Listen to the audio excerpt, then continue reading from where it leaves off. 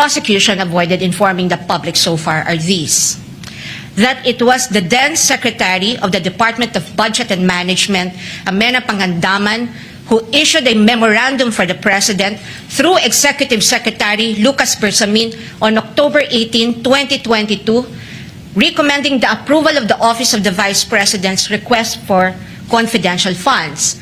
That the Office of the President did in fact approve that recommendation of the DBM through a memorandum from the Executive Secretary dated November 28, 2022 and signed by the former Executive Secretary Lucas Bersamin by order of the President. That on December 13, 2022, the DBM issued a special allotment order number SARO-BMB-C-22-001-2004 signed by former Secretary Amena Pangandaman to cover the request of financial assistance, subsidy, and confidential funds of the OVP that, notwithstanding the impending end of the fiscal year, the confidential funds were nonetheless released to the OVP on December 20, 2022 under this documented approval process.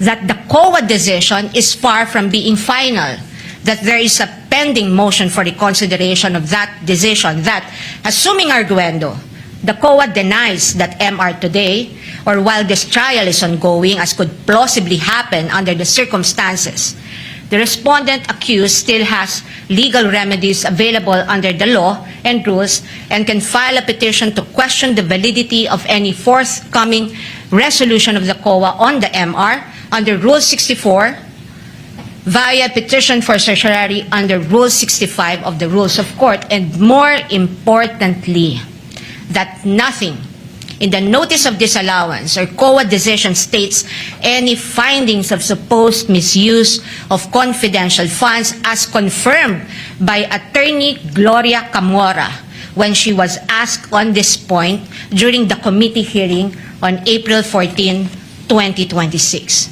Across all other articles, the prosecution will lay a landscape of what it deems to be their evidence in support of their speculations and conclusions.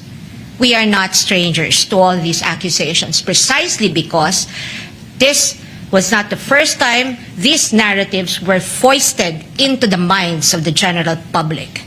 We have heard the same tales and stories of these accusations since 2024, when the House conducted its Quadcom hearings and most recently the mini-trial of its Committee on Justice. But what we must not forget amid all these accusations is the fundamental legal principle that the burden of proof never shifts.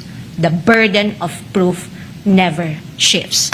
He who accuses must prove his allegations with evidence that meets not only the degree of proof required, but also meets the evidentiary standards of admissibility, credibility, relevance, materiality, and competence.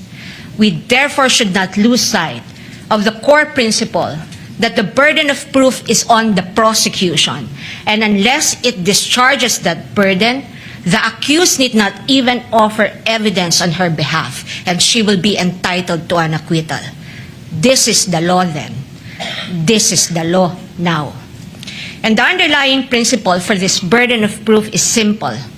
Under our Constitution, every accused is presumed innocent until proven otherwise. An accused has in her favor the presumption of innocence, which the Bill of Rights guarantees. This also brings to fore the reality that, in the words of the Supreme Court in People versus Pagal, the individual citizen is but a speck of particular molecule vis-a-vis the vast and overwhelming powers of government, and his only guarantee against oppression and tyranny are his fundamental liberties under the Bill of Rights, which shield him in times of need. Sa madaling salita, kinikilala ng ating saligang batas na sa bawat paglilitis, ang isang individual ay nahaharap sa malalim at napakalaking makinarya ng buong Estado. At ang tanging sandigan lamang niya laban sa anumang pang-aabuso ng kapangyarihan ay ang kanyang mga batayang karapatan sa ilalim ng ating konstitusyon. Kaya't mahalagang linawin na sa gitna ng pagtatangkang ikondisyon ang kaisipan ng mamamayang Pilipino at sa gitna ng walang humpay na komentaryo sa mga pampublikong espasyo, wala pang maituturing na anumang ebidensya o alegasyon na napapatunayan ng prosekusyon sa simpleng dahilan na ang bawat ebidensya ay kailangang dumaan muna sa paglilitis at pagsusuri ng korteng may tanging kapangyarihan sa ilalim ng ating saligang batas. Higit sa lahat, ang anumang paglilitis ay kailangang naayon sa itinatakda ng ating batas at konstitusyon at hindi lamang sa kagustuhan ng iilang may hawak ng kapangyarihan. One might ask, why is it important that we must not forget these basic principles? The ruling of the Supreme Court tells us why.